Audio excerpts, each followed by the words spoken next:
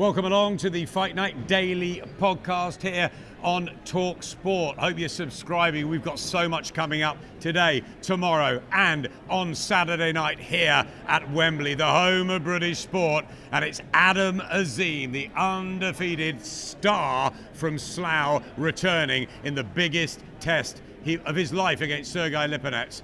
Spencer Oliver, the Omen. He's had a few tests along the way, haven't you? And you had a fantastic career way back when. European Super Bantamweight champion, my friend. Now, a talkSPORT legend. Absolutely. And you're pleased to be back. I'm pleased to be back, and we're talking about Adam Azim, the guy that took my title that I held for 26 years. How did that feel? The quickest ever Briton to win the European title in 11 fights. Adam smashed it in 10. How did That you feel tells about you that? how good this talent is, my friend. Were you disappointed?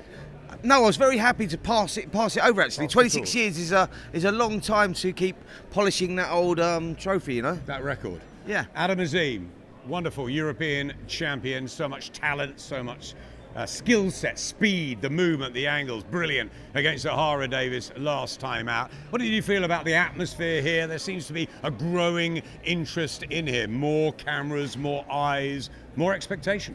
Yeah, I don't think we can get away from the fact that we've got a superstar in the making in Adam Azim. You know, what he does inside the ring. I think he highlighted that last time out against Roehrig Davis, who we know is very, very tough. And some people may say, yeah, but he was not at his best, maybe on the way down, but you've got to do the job. And the manner that Adam Azim done that was top class. So, you know, I think we're talking about a kid here, given the right direction, taking the right time with him, goes on and wins a world title. European champion already is quite incredible, and he's got a tough fight here actually against a former world champion, and another good test takes him up into that world-class level. I was going to say that. Sergey Lipinets, former world champion, of course. He's been in with Boots Ennis, Mikey Garcia, had a win over Robbie Davis Jr., ironically a former stablemate of Adam Azim, so there's a little bit of a revenge mission there for Adam, as he mentioned up there on the dais. But Sergey's a decent fighter. He's operated obviously in and around world-class level for a long, long time. He is 35 now, but it seems to be the right test at the right time. Absolutely. Listen, he beat Robbie Davis Jr. in his last fight back in May. Lipinets, and it was a good performance. A back and forth. He showed that he's still got a lot left in the tank. You know, he's a tough guy, comes forward, hands held high, crude in his style where he wings the shots over and he tries to drag you into a dogfight. And that's what we'll be doing here with Adam Azim, who will have the clear edge in speed, size, distance. He has to control that and make it his fight. But this potentially could be a banana skin, could be a tough fight, like I say. Well, he's full of respect, spoke very well up there, Adam, but he did say that the fight would end within 6 rounds. He wants to make a statement. This is a huge year, 2025, for Adam Azim, as he aims for the IBO title Saturday night, but he wants the real ones, doesn't he? The big treasure and the big fights down the line. Absolutely, and I think that this is the path that you have to take. This is all about the development. This is the apprenticeship for Adam Azim, who's only had 12 fights up till now and done nothing wrong so far. And he's been moving at a very fast rate, and it's all about now holding him back a little bit, letting him learn his trade. Now he's at that level, fringe world title level, and getting these fights like he's got on Saturday night. That is a real stern test. Spencer, I was ringside last week for Dalton Smith's terrific, impressive European title win in a round. There's obvious talk, as there has been for a while, about the two in the melting pot. It's a fabulous fight. I saw George Groves earlier. It reminded me of Froch Groves, that sort of rivalry. We've got Eubank and Ben coming up. Azim and Smith is a huge one. Is that going to happen anytime soon, or are they both in their different lanes? Listen, let that fight simmer. Dalton Smith's doing his thing, and he's doing brilliantly, winning that European title. The European title, actually, that Adam Azim once held just before he vacated that title. So it's nip and tuck, isn't it, with the two? Nip and tuck at the moment, but Dalton Smith is slightly further ahead, as in, you know, maybe 2 or 3 fights in front of Adam Azim right now. They're going to go with their own, you know, path, their own roadmap with Adam Azim. You know, boxers are going to do their thing. I think that Matchroom have called for that fight. Matchroom want that fight sooner rather than later with Yep. Adam Azim, and you can understand why that is possible. Do you feel that's because Dalton is slightly further ahead? Absolutely. A few more fights, maybe that bit more experience, and he's 27 as well, and Adam's only 22. Dalton has proved himself as a world-class operator now. You saw the fights against people like Cepeda, where Yes. he went in there and He was he's done great a against job. Cepeda. He was a brilliant against Cepeda. You know, he showed that he belongs at that level. Adam Azim's still very, very young, still very, he's still got a lot of experience to gain. So take your time with that. I'm a big admirer of both of them. I think it's an absolute humdinger when it happens. Maybe we could even have a trilogy. Well, are we going to get it anytime soon? I tell you, you think it's going to simmer in the pot. Eddie Hearn is stirring that pot. Like, the reality is, we tried to make the Adam Azim fight for Eubank Ben. Ben Shalom wanted Adam Azim to fight on the Ben Eubank card, right? They cleared it. We know he has this fight. Then he has Ramadan. He was happy to go on April 24th, 26th. I said, let's do Dalton Smith fight. Oh, no, it's not enough preparation. I get that. Like, he can't beat Dalton Smith in a million years, but he does need a good prep for that. So we made Adam Azim against Montana Love. Done for April 26th. When we went back and we tried to just close the contracts, we couldn't get it over the line with Montana Love. So we all collectively looked for other opponents, okay? They sent me some, I think 2 or 3 opponents that were turned down by Saudi. And Saudi came back with Pierce O'Leary, and we put forward Sean McComb. And they rejected both fights. So please don't talk to me about Dalton Smith. Please. Because Dalton Smith would, like that, you can't keep piping up on Twitter calling his name if you just won't fight him. So I don't know what to say or do. Like, it's just, they're not ready for Dalton Smith. Maybe after they've beaten Lipinets, who's, I think he's having his 50th birthday when he comes to London. Well, don't you love Eddie? Isn't he wonderful? Fantastic to hear him there, making some pretty serious points, Spencer, about Team Azim, about April the 26th. Let's just put it into context. He's fighting now at the start of February. Ramadan comes in. It would be a short time to prepare for April the 26th, but what do you read into that and what Adam's going to do? Well, it's interesting, the names that are thrown in there, Pierce O'Leary, Sean McComb, and they're saying that they didn't want any of those sort of fights. I think the boxer and Adam Azim want to do it on their terms and their times, and maybe they feel that they just haven't got enough time on April the 26th. But Eddie did say, listen, they asked for the fight. They wanted to be on that bill. So, yeah, interesting one. Read what you like into that. All we do know is we've got 2 superstars in the making and a great fight to look forward to when it does eventually happen. Yeah. Dalton Smith, Adam Azim. And the teams are going to protect their fighters to an extent as well and make sure the timing is right. I heard Baron McGuigan earlier this week say timing is everything in boxing. You've said earlier you don't feel that fight is right now, the Dalton Smith one, maybe 6-12 months, who knows, maybe when both have world titles it becomes a bigger event. But yeah, Adam's got to get through this fight, that's the most important, and then decides what he wants to do after Ramadan. Totally agree with that. This is no foregone conclusion. Potential banana skin against the guy, as I say, lost last time out against Robbie Davis Jr.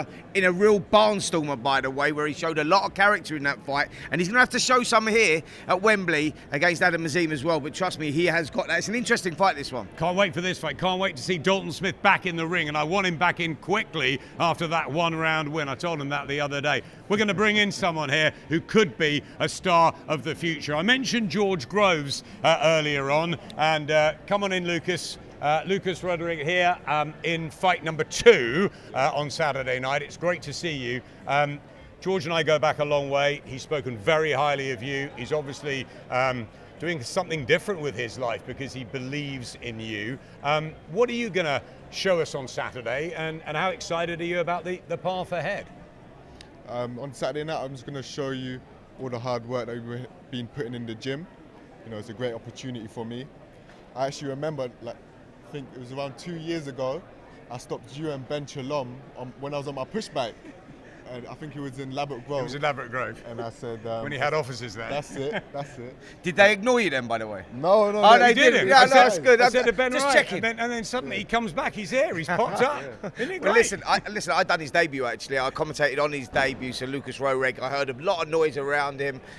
George Groves was talking highly of him, so he took on a fight in his debut. Joel McIntyre, who is a former champion, boxed at a high level, English champion I think he was or something, and it was a fight where I'm going, that's a little bit too ambitious, that, because I hadn't seen Lucas box. I heard all the stories coming out of the gyms, etc. But you went in there, mate, I've got to say, demolition job, perfect. Like, you couldn't have had a better debut, and what a performance. That just shows the confidence that your team have got in you. Yeah, definitely.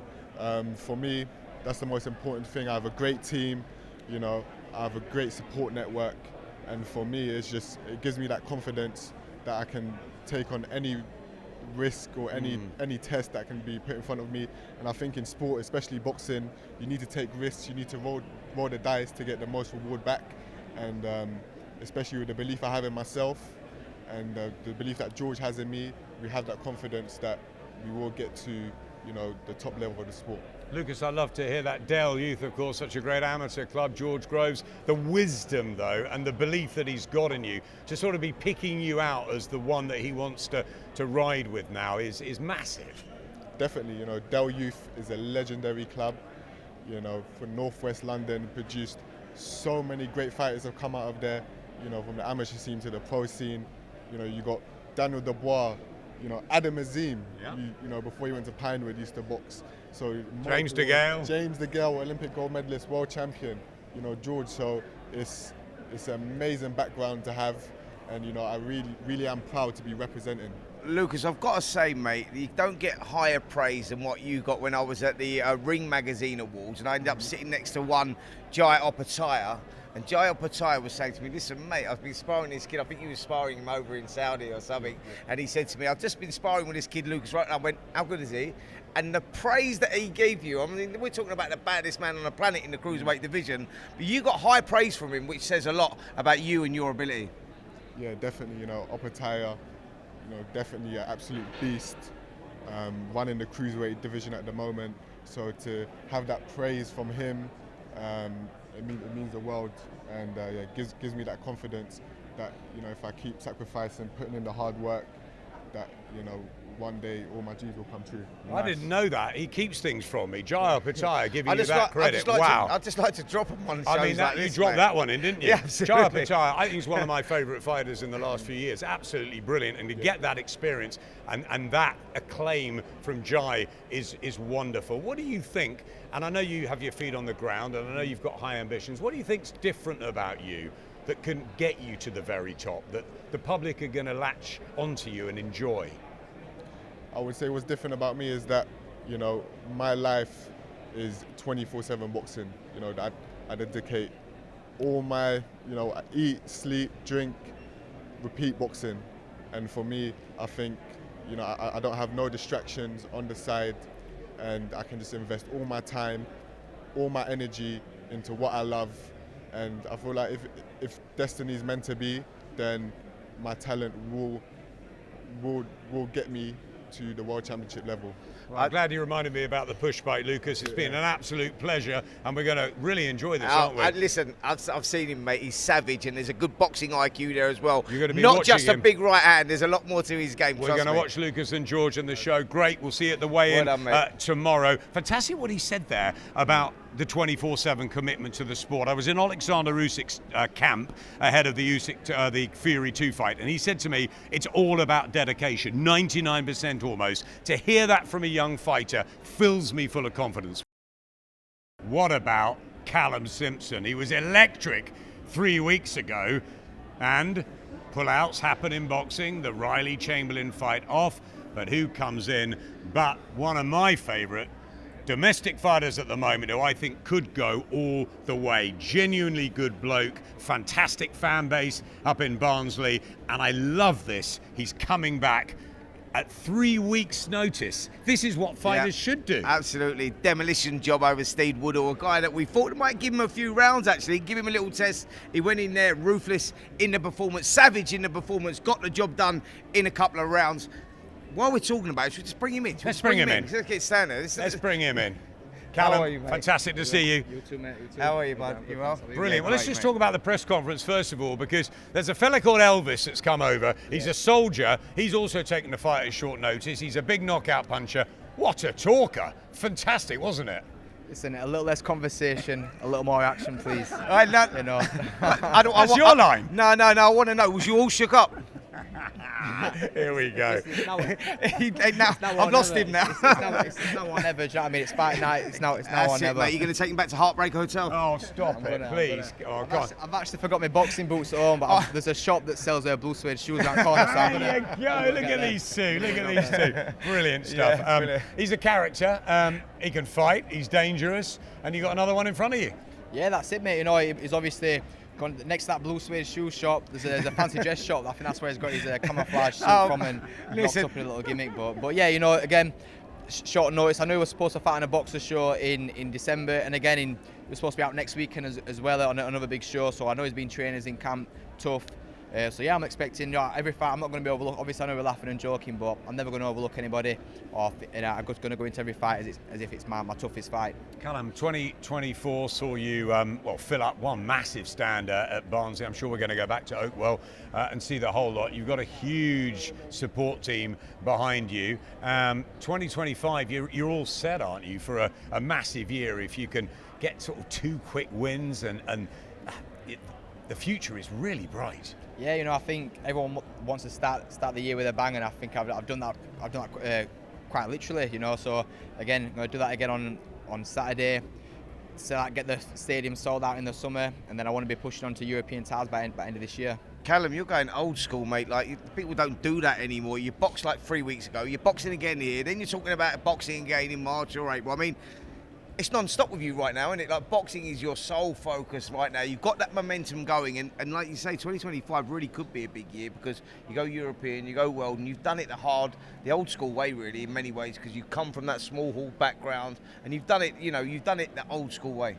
Yeah, you know, a lot of fighters are like, oh, you're back out. A lot of people are like, oh, you're straight back out, and it's like, this isn't the first time I've boxed twice in 3 weeks. I've boxed 3 times in a month before. I boxed 7 times in a year, you know, on the small hall. So for me, this is just normal. But I think when people get signed with Boxer or, you know, other big promoters, they're fighting 2, 3, 4 times a year max.